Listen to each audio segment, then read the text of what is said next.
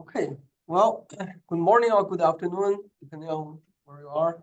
And my name is Yuding with Georgia Tech, and this is our April meeting for the wind space related to turbine performance analysis. And today, our main presentation is to be given by Philip of BitBloom and related to this topic. And the schedule is for that to be about 30 minutes, but because Philip is the only speaker today, so we can be a little kind of flexible on that. And afterwards, we always have a very good discussion. And so we reserve about 20 also minutes. We're probably going to end today's meeting around like 50, 55 minutes. Okay. And that way you have a little bit kind of buffer go to the next meeting. And I know right now we kind of packed with all the meetings and almost kind of seconds to seconds without not much gap in between. Welcome, Sarah. Hi, everyone. Okay. Hi. So yeah, so Philip, whenever you're ready. Yeah, okay, thanks. I haven't actually timed my presentation in any way, so it might be slightly shorter than half an hour, but if so, that's great. As you say, can just leave some extra time for discussion. If you run a little bit longer, I will give you a reminder around like 30 minutes. Okay. Yeah, so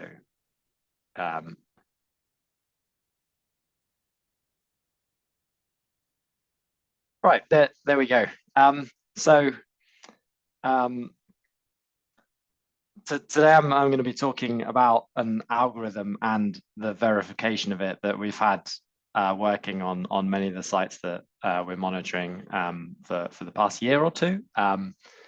Some of you may have heard me talk about this before. I think in the other We Do Wind space, the open data exploration space, I made a reference to it just a few weeks ago when I was speaking there. And also I've talked about it in some posters in the past. So apologies if you've heard some of this before, but hopefully it's still interesting information and prompts interesting discussion nonetheless. So firstly, just to introduce myself, in case you haven't met me or heard of me before. So I'm Philip Bradstock. I'm the head of analytics at BitBloom. I do have a slide here about BitBloom, which I'm not going to go into detail, but BitBloom, we provide software to do performance and condition monitoring of operational wind farms and some solar farms as well. So yeah, we're in the space of software and data analytics. And yeah, I'm the head of analytics at BitBloom. So the problem that we're really trying to tackle here with this algorithm is related to wind speed measurements. And so in the space of performance monitoring of operational wind farms, the first place you kind of go to with this a lot of the time is doing power curve analysis. So looking at nacelle anemometer power curves and measuring them over time. So still most of the operational wind turbines today are using some form of nacelle anemometer as their primary wind speed measurement. There are now wind turbines which are, for example, using nacelle-mounted LiDARs, for example, which can give a more accurate measurement, or of course, some turbines may be lucky to be placed near a met mast as well. But for most of them, we're still dealing with nacelle anemometers. And so really, the situation that we end up in is in our kind of sort of pyramid of knowledge and value. We see this kind of being underpinned really by requiring a reliable wind speed measurement, as that is the primary influencer of the power that wind turbines produce. But we have a particularly challenging problem in wind energy that our measurement of the wind speed, which is basically the measurement of the fuel going into the wind turbines, is firstly difficult because the wind is so messy, and well, yeah, primarily it is difficult, and we haven't come up with good measurement sensors at an affordable cost to overcome this, which means that we have a lot of potentially sophisticated analysis kind of being brought down by the fact that we can't do a reliable wind speed measurement. So in particular, in standard anemometers, they only measure wind speed at one point, whereas the power going into a turbine rotor is dependent on the speed across the rotor. Also, their location, typically behind the rotor, means they're subject to all sorts of aerodynamic influence from the blades and hub of the turbine. And also, they require calibration in order to give the right wind speed measurement or an accurate and unbiased wind speed measurement. So the first two of these points, I'm going to go into this in more detail on the next slide. First two of these points really providing variance or noise into the signal. But the second one requiring calibration, because they can sometimes be recalibrated. This leads to time varies bias in your wind speed signal, and that can produce false positives. So to go into that in a bit more detail, I just made this slide of essentially sort of analyzing the power that turbines are producing, and really what we want to do is we want to analyze the power the turbine is producing relative to its environment. So, well, step back a bit. We could say that the power that the wind turbine is producing is a combination of the environment that it's in and then the aerodynamic and electromechanical performance of the turbine. And so what we're often trying to do is understand the relationship between the turbine's power and its environment, so that we can track that over time. And when the power reduces relative to the environment, then we can flag a difference and ultimately detect that there's a change in the aerodynamic or electromechanical performance, which is the part we are in somewhat control of, whereas the environment is the part that is completely independent of how our turbines are operating and we cannot fix. So in terms of the environment and the possible wind power going into the turbine, then the biggest factor in this is the wind speed. And so the wind speed signal, you could say if you look upstream of that, then there's some supposed kind of free stream wind speed at hub height, combined with some rotor interference. This goes into the anemometer sensor, and then there's some sort of transfer function in order to calibrate that wind speed signal. And then we have some other factors affecting this environment part, such as the air density, which actually we can calculate pretty accurately from sort of pressure and temperature signals. And we have fairly good models for how to factor the effect of air density as well. The other conditions that you could say kind of make up your wind field, which is things like shear and veer, and then turbulence intensity in terms of sort of when looking at 10-minute data. There are standard methodologies with how to sort of change your power curve according to turbulence intensity. And these generally are quite difficult to measure, really. So probably you would not account for these very well. And then here I've also added stochasticity, which is something, my mind, apart from turbulence intensity. So turbulence intensity has a sort of averaging effect of your power curve and something that you can measure. But then beyond that, there is still the effect of just general turbulence, which will give some kind of noise to your 10-minute measurements.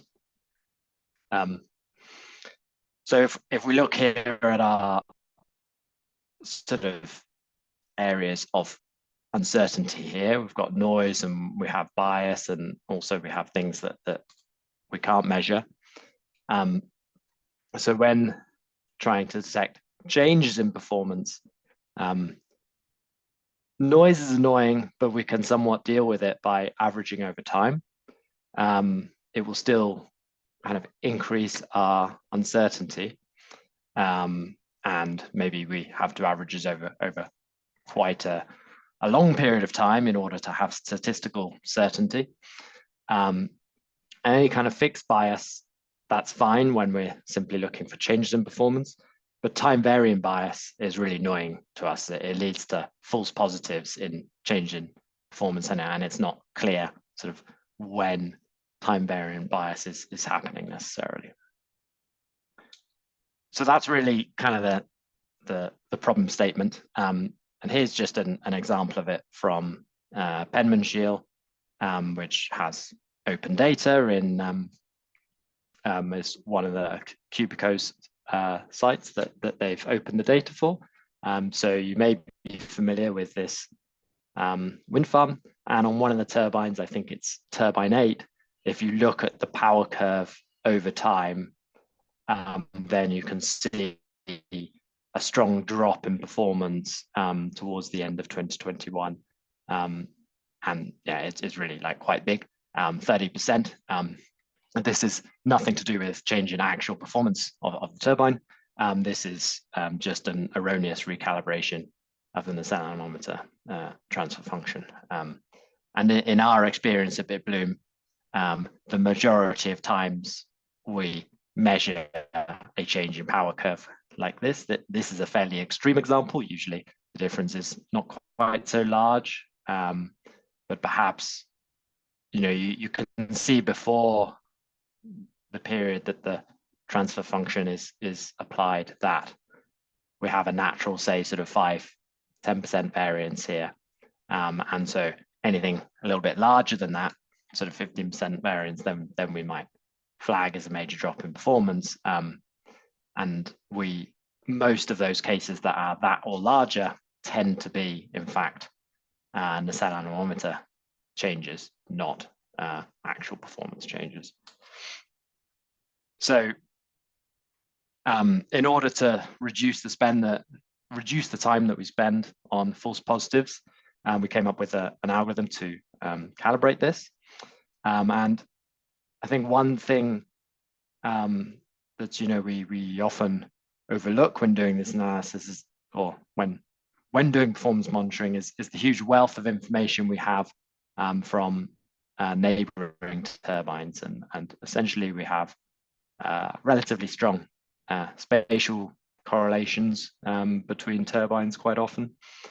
And so what we set out to do was to develop a machine learning model where we have one target turbine in which we use the wind speed signal, and then we have various sort of feature turbines of nearby turbines, sort of up to 8 nearby turbines we usually choose. And from those, in this feature space, we're just using operational signals.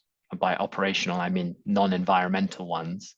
So things like pitch, generator speed, and power, although we do also include a calibrated wind direction signal in order to allow the model to learn about wake and terrain effects. But critically, we don't use any wind speed measurements at all once we've done the training, as we just have one wind speed signal here on the target turbine in the training period, but then for inference, it's only using these operational signals and effectively using the neighboring turbines as large anemometers, as seen from their operation. And so we then, going forward in time, use this machine learning model to predict, and then we use that to recalibrate the wind speed signal over. So, well, I'll cover that now. We don't use it directly, but we use that as a recalibration, essentially. So the general picture is this. So we have neighboring turbine operational data going into the ML training, along with the nacelle wind speed. And then in the inference, we have a predicted nacelle wind speed at the target turbine. And then we do a sort of 2-week rolling linear regression to calibrate the wind speed at the target turbine. And so if we think about what we're doing in terms of a frequency chart there, we're essentially saying that for the high frequency data, as in for the, for each individual sort of 10-minute measurement, the nacelle anemometer at target turbine is still the best measurement of that, because there's so many sort of terrain effects between the turbines that the other turbines are not a very predictor on a 10-minute basis of that wind speed. However, at the low frequency end, we're then using sort of nearly all of the content is from the machine learning predicted wind speed. So we're calibrating over those medium and long time frames while still using the actual local measurement for the sort of high frequency information. So Philip, can you clarify when you say high frequency, low frequency, how high is the frequency? Is it 10-minute low frequency, or is that in between? No, so I guess it's all relative, isn't it? Right. So yeah, in here, what I call high frequency is 10-minute. So this is assuming we're working with primarily sort of 10-minute SCADA data here. So the high frequency would be 10 minutes, and then the low frequency is sort of 2 weeks and above, I guess. So we're talking about these changes and recalibrations that happen on a sort of weekly, monthly basis. And yeah, okay, that's so that I guess the crossover point here is around 2 weeks, you could say.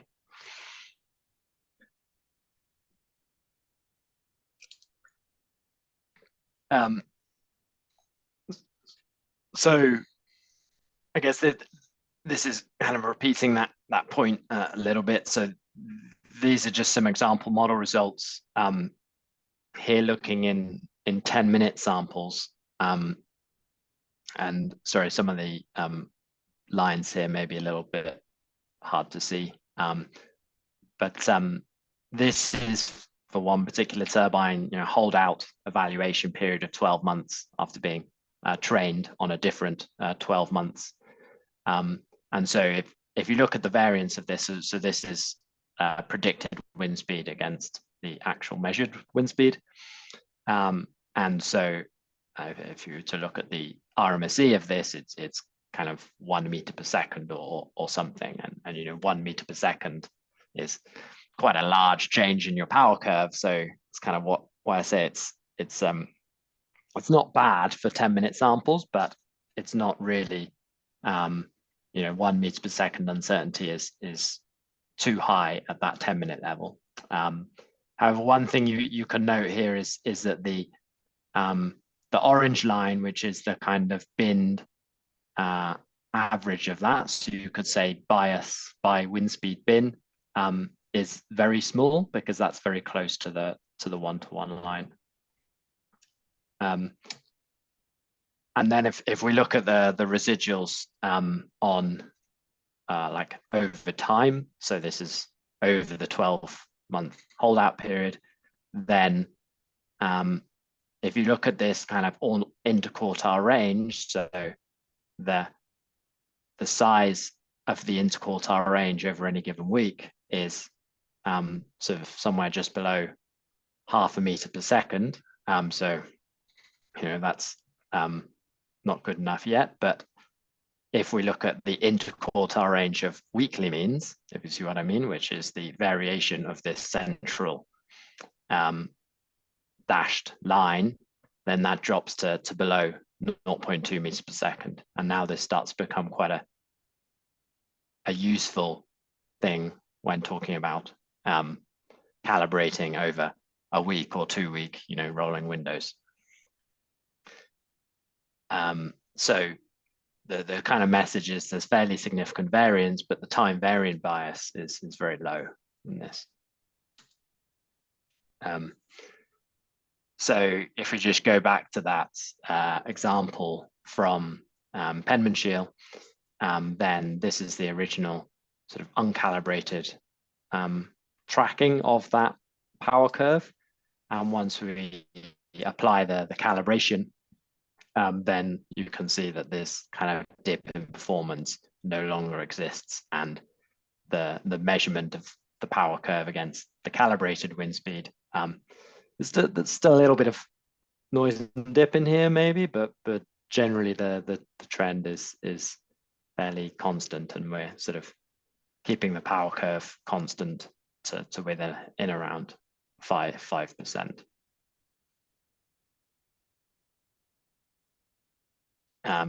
Yeah, and basically this has just saved us a lot of time in evaluating false positives.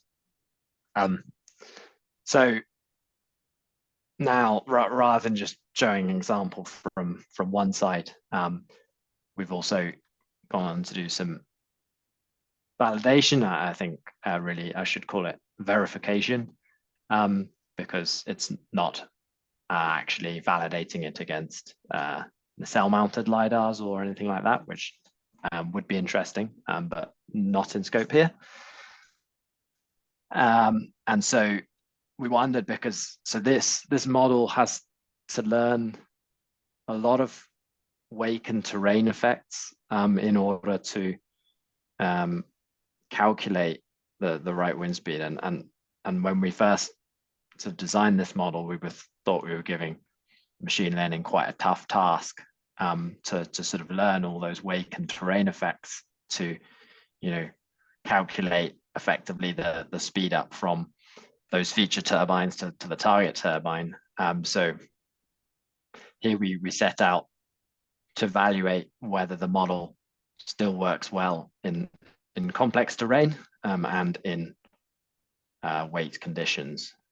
So what we've done here is looked at the distribution of weekly mean wind speed errors in a holdout evaluation period, I think varying in length depending on the site.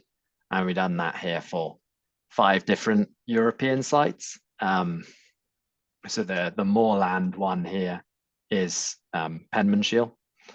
And so yeah, here is just the box plot of all those weekly mean errors, showing the 10th and 90th percentiles in the whiskers.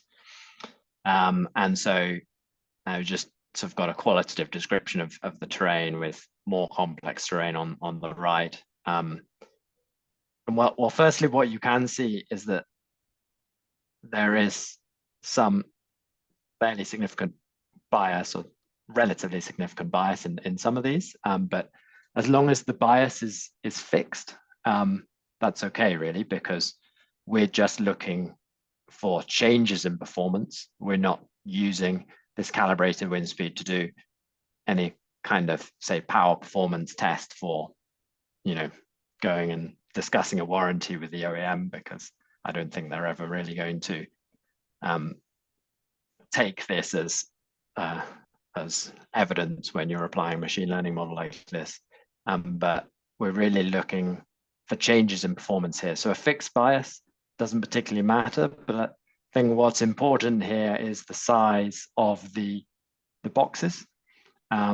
So you want that sort of central interquartile range to not be large, really. And so we see that over the sites that there isn't a trend of the size of that box increasing with terrain complexity. There is quite a large box for penmanship. What I would add is that we haven't done any filtering of times when there is actually sort of nacelle anemometer changes in there, known or unknown.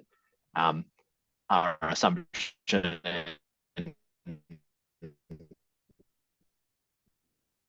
doing this was, well, if there are transfer function, it will affect the box. But nevertheless, in Penman Shield, there is quite a large box where we know we have 1 or 2 cases of transfer function recalibrations. Then in the second plot here, we have a comparison of unwaked and waked. And so this is actually for the flat side.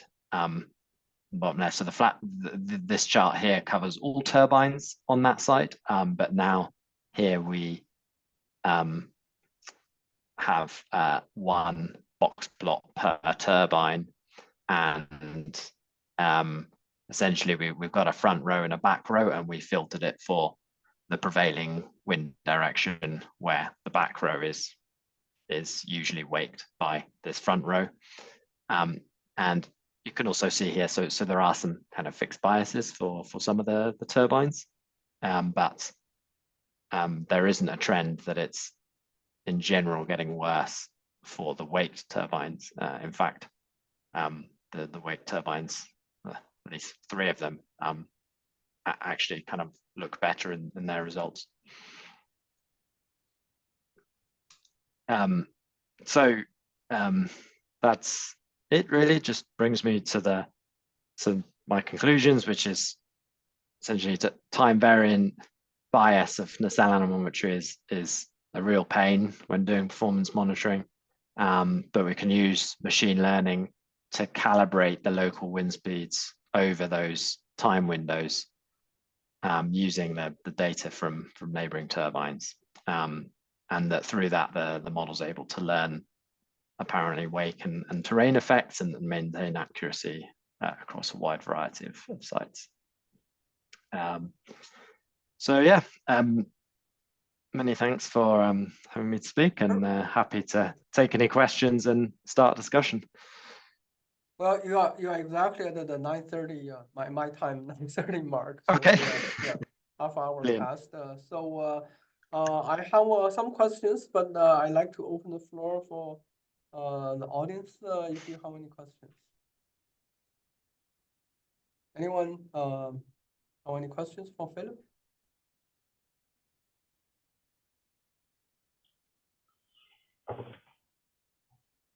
I find that always people are afraid to ask the first one, and then once a couple in starts to liven up.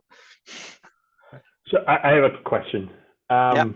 On your plot where you showed the normalized power, is that just you density correct the wind speed and just do like the 1/2 rho CPA V cubed kind of thing?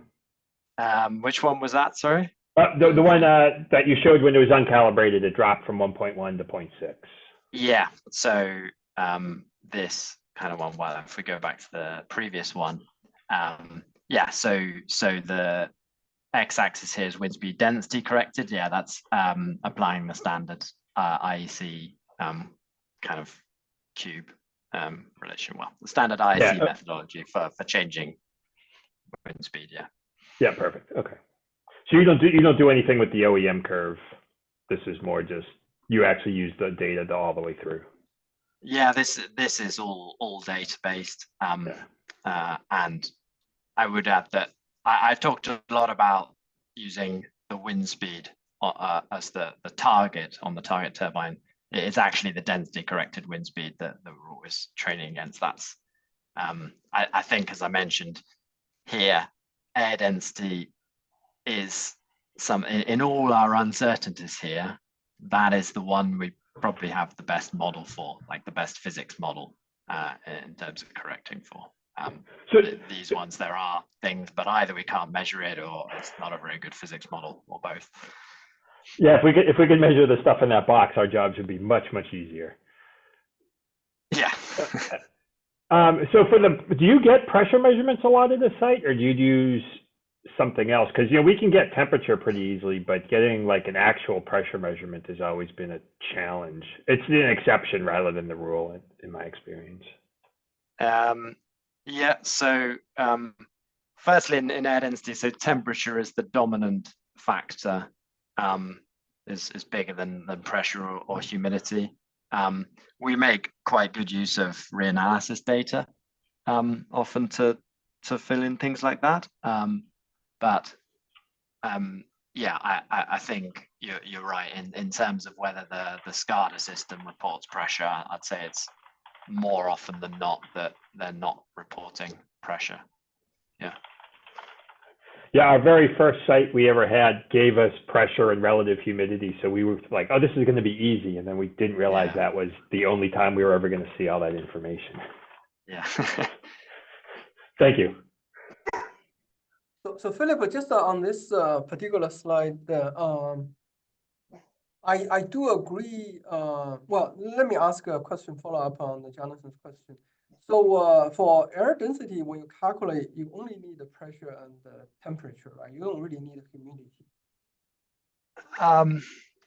I think you can make different assumptions, but I think in the full model of density being a function of humidity, pressure, and temperature, I think is more complete. And I'm not sure how the magnitude of its effect compares to pressure, but I think it's perhaps of a similar magnitude. So I think if you don't include humidity, you would be calculating the density of dry air according to temperature and pressure, which so yeah, it is a factor. Yeah. I see. Well, probably because of most of the textbook formulation given for air density, they didn't really include the humidity part. I thought they used the temperature as a proxy to do that calculation to some extent. Yeah, you're probably right. This is more kind of dry air.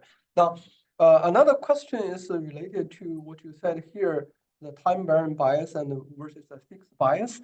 I do agree the time variant bias is probably the biggest issue to be addressed to have trustworthy calibration and trustworthy evaluation in this kind of analysis. How do we, in all these sources you identified, which are the time variant bias, which are the fixed bias? How do we know a bias is a fixed? Or could we say in real practical situation, a lot of this bias actually they are time variant? Yeah, I think it's a good question. So in this chart, I've kind of color coded them, right? So the yellow one is sort of time varying bias, and then the purple ones are just noise. But I think it's you're right, it's an oversimplification. I think for rotor interference, for example, I guess a transfer function might also change how they're accounting for rotor interference. Also, if you have static yaw misalignment on one of the turbines that then gets fixed, that's probably going to change how your rotor's interfering with the wind speed, and also any kind of blade additions you do, perhaps, although they usually tend to be nearer the tip, so probably unlikely to make a difference. But potentially you can imagine people might put some extra things on the nacelle and then make that time varying bias. But I guess on the whole, I would say rotor interference is mostly a noise issue. Yeah. So if you go down slides, maybe number 6, I think this is this one. So for the method you put here to work, I didn't quite get to the detail how the method. I think you have a next slide to explain a little bit further detail. It's still not to the level for me to fully understand. But on the high level, there's a couple of questions. When for this method to work, do you have a minimum how many neighborhood turbine need to be used? For example, if you only have one neighborhood model turbine, would that work? Or you need at least 3 for them to work? Maybe ideally 5 or above, something to that. Yeah, it's a good question. I'm not sure we've used this on any sites as small as 3 turbines. I believe this has been applied on a wind farm with 4 turbines, and as far as I'm aware, is working quite well there. Quite a flat site. I guess one advantage you do have with fewer turbines is that you have less wakes to account for. So probably one turbine next to the other. I mean, maybe that could actually be quite good because they're wake free most of the time.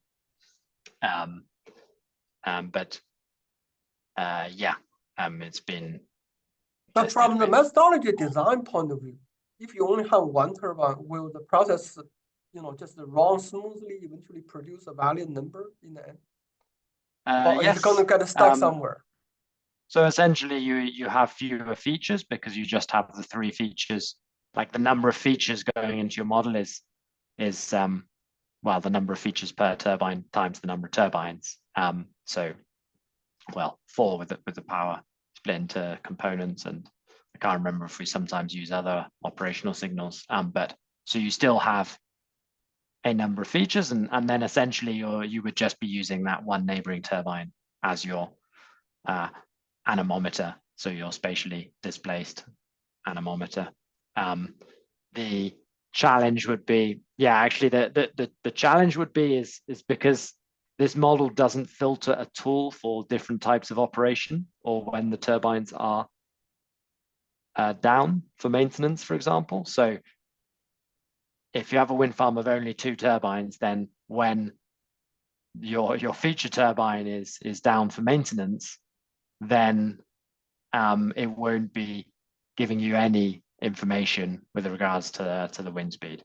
So that would be a limitation. And the same even goes for larger wind farms. If all the turbines are down for maintenance at the same time, which can sometimes happen, then it would also face some issues there. So I'm not necessarily saying a wind farm only has 2 turbines, but the problem is that some of the data we have, or the open data existing over there, even the turbine or the data was taken from wind farm has more than 2 turbines. It probably have 100 turbines. But by this time, the data can be used openly by the researcher and analysts. There's probably only a pair of turbine data remaining. So, for example, the data we provide through our book was provided by operator. They only provided us a pair of the data, and it's very hard right now. That data was provided about 10 years ago. It's very hard to go back to retrospective to say what is the neighboring turbines data. So that's why I'm asking the question. Suppose we only have 2 turbines, whether or not that still can be used, right? So because sometimes we want to try different methods on the existing data to see, how that kind of worked out. And my another question is, I understand you said you need, people need to use whichever the turbine closest to the target turbine, right? You can measure the distance to say what is your nearest neighbor, and then you select the neighborhood size and those turbines decided. But do you imagine a kind of maximum distance required? Suppose you have a wind farm, and there are fewer turbines. They are more kind of apart from each other, right? Each turbine, instead of just 800 meters apart, right now they are turbines almost 3 kilometers apart from each other. Will that make any kind of cause any problems with this kind of calibration? So potentially, I think more important than actually how many meters away the other turbines are is what's the terrain sort of variance between there. So for example, if you were to run a WASP model or flow model on the terrain, then what are the speed ups you're expecting between one turbine and another, for example. I think it all falls under, well, I guess it's not just terrain, because there's also kind of other, there's a sort of meteorological effects on the wind speed as well. But think probably the primary source of variance in wind conditions between turbines is their terrain and most of the scales that we look at. So I think, for example, if you had an offshore site with the turbines spaced quite far apart, I would say this model can probably still work quite well, because the wind speeds at those turbines that are far apart are still strongly correlated. You don't Yeah. really have the terrain measurement data, or even you have that, you don't really use that in your model. Is that true? Yeah, it's not being used at all. The model's being expected to learn that from the data. Okay. Yeah. And any other question? I ask a fair amount of questions here. And, I've got a related question on that. Thanks, Philip. Did you ever try using it just with data from a single turbine? So you would basically train the model for estimating wind speed based on the operational variables at the same turbine. And if so, would that work at all, or do you really need neighboring turbines for this to produce useful results? So we haven't, and I think you could, if your objective is simply to calculate the wind speed during, say, normal optimal performance, then you can do it much more accurately if you use the turbine's own rotor pitch, speed, power information, which is, and I think many people, including OEMs, I think do that. They have a transfer function going from the operation to the turbine back to a kind of rotor average wind speed or something, using then the rotor as a kind of large anemometer effectively. But to do that here in the scope of what we're trying to do that here would defeat the object a little bit, because what we're trying to do is analyze the performance of the turbine. So if the performance of the turbine drops, say, for example, you get leading edge erosion, or you have some icing or something, then that would change your then model would then predict a lower wind speed, and almost by its nature, the performance would always be constant, right? So and of course that still could be a factor here. We could have the performance dropping of all the neighboring turbines, and then we don't see that change in performance. So if they all experience leading edge erosion at the same rate, then perhaps this would stop us picking that up. But yeah, that's why we don't use the turbine's own data. Yeah, makes sense. I was thinking from the perspective of picking up, kind of obvious issues in calibrations or so. But of course, for you would actually have when you would actually have a drop in performance, you're of course right. That would be reflected in that would be inherent in that data as well. Yeah, I think you would be unable to tell, say, in this case. I think if we take the hypothesis that this is actually due to performance, then such a model trained on the turbine's own data would generate this regardless. Of course, that would have to be quite a serious performance issue, but yeah. Maybe I can just quickly ask at this point about sort of connecting this to the challenge here. What do we have people working actively on the challenge, and we have people who are interested in using techniques like this to take part in the challenge? Or can we, I mean, did you sort of did you plan to have a conversation about this in this meeting as well? I missed the first couple of minutes, so maybe I missed that. I didn't get your question, Sarah. You said that you connected the challenge. It looks like to connect this particular activity with something else. Is that what you're saying?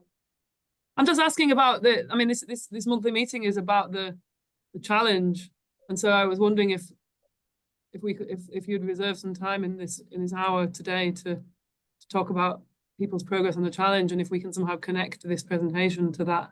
So we are doing slightly different. From the beginning, I said instead of doing a challenge, we are more kind of a collaboration space, right? Sorry. So yeah. I didn't mean challenge. I meant collaboration, but there's still a task to do, right? Right. So one of the things is we doing this is the first meeting we had this year, right? The first one basically is just a kind of introduction. The second one I give a kind of overview, including mostly my personal research on this particular topic. During that meeting, there's some discussion about what is the more important issues, and the wind speed calibration actually was mentioned by multiple participants as one of the issue, and therefore we invited. There are also Philip and Jonathan volunteered, and for the March and the April to kind of give their perspective on this particular issue, and Jonathan actually talked more about the wind direction calibration. And here is the wind speed calibration. So we are kind of progress, not very fast, but more slowly. And I don't have any speaker lined up for May, but the plan I have is like we're going to start doing something. Rather than just talk about things, we start going to do something from something simple like side-by-side comparison, all these kind of things, and then to say what other kind of method can be used. What is the potential problem with those kind of approach? And then we can see a number of these numbers over there, and then we can use that data set that we shared and as a common basis to say, can we trust this number? Why we couldn't trust this number? What's the potential problem? How do we solve that kind of problem, right? There's a probably different approach of solve that problem. And if we use approach 1, and what number you're going to get, approach 2, what number you're going to get. And so that probably going to progress more kind of into the summertime. Okay, sorry, I didn't mean to interrupt the flow of things because I missed a few meetings.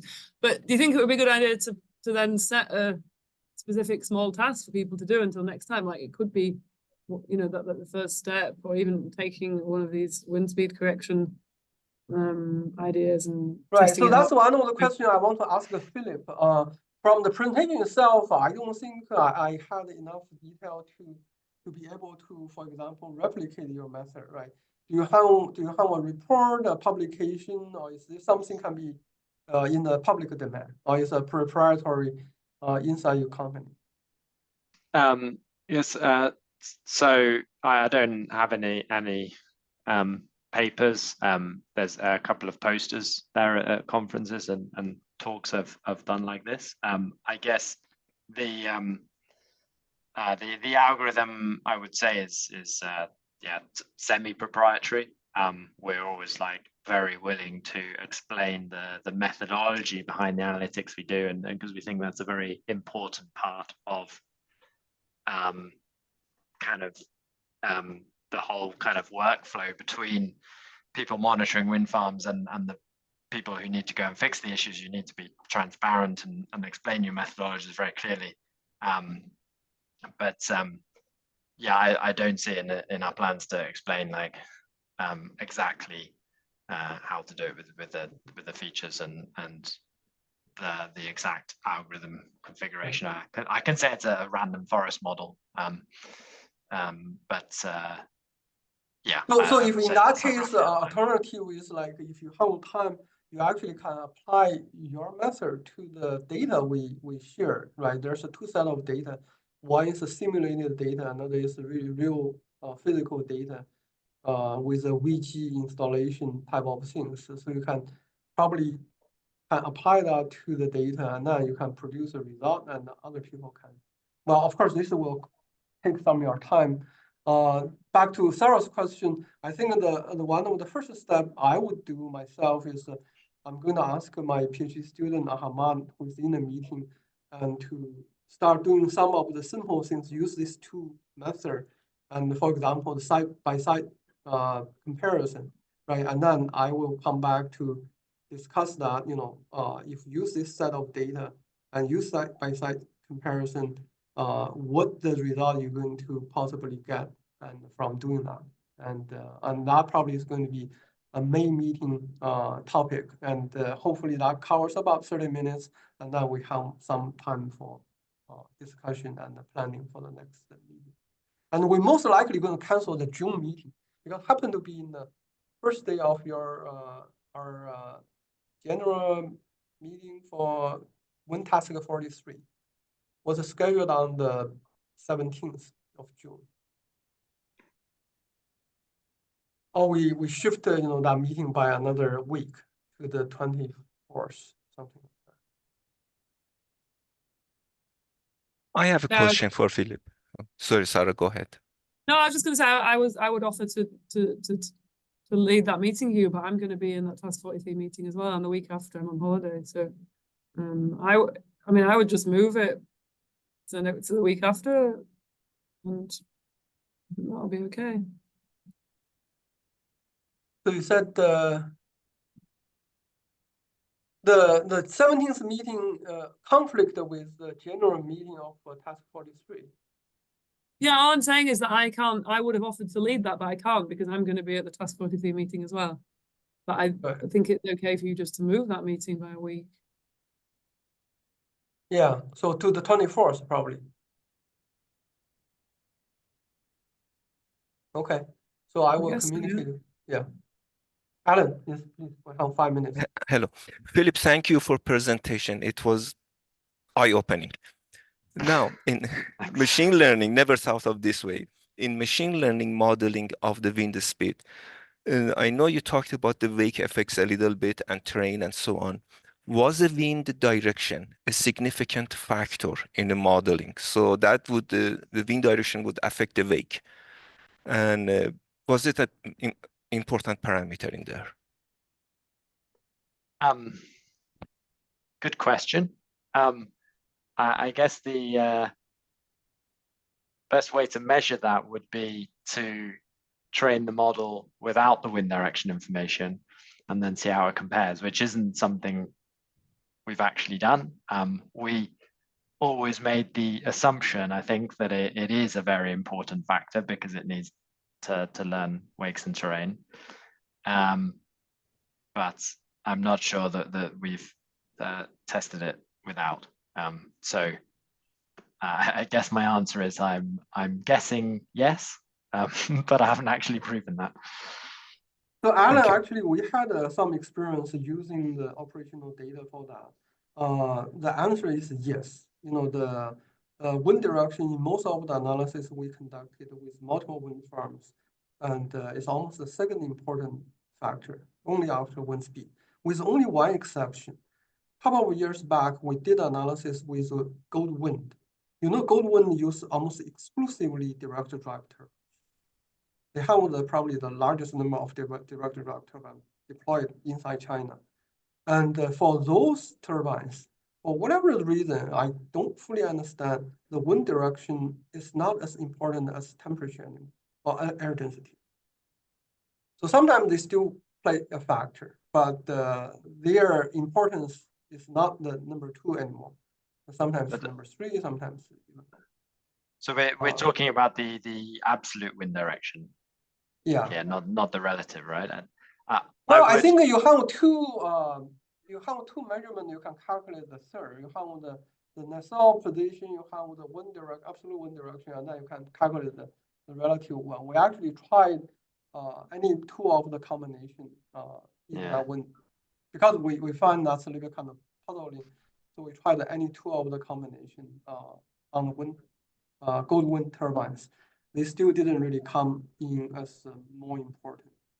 But when you say it was the biggest factor after wind Well, speed, on other are you talking turbines, about the relative or the nacelle direction? On the other wind farms, which use the gearbox wind turbines, they always come almost like the second important factor.